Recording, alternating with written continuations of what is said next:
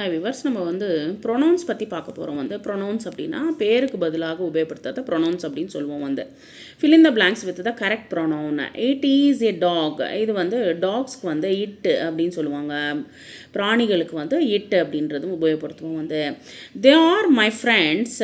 அவங்க எல்லாருமே என்னுடைய friends. she is an amazing singer. ரொம்ப அந்த பெண்மணி ரொம்ப நல்லா பாடகர். they are my teachers. அவங்க எல்லாருமே என்னுடைய டீச்சர்ஸ்.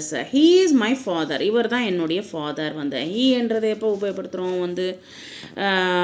மேல் ஜெண்டரை உபயோகப்படுத்தும் போது he என்றது சொல்கிறோம். they அப்படின்னா நிறைய பேர் இருக்கும்போது சொல்கிறோம். they are my neighbors. என்னுடைய நெய்பர்ஸ், அவங்க அக்கம் பக்கத்தில் இருக்கிறவங்க.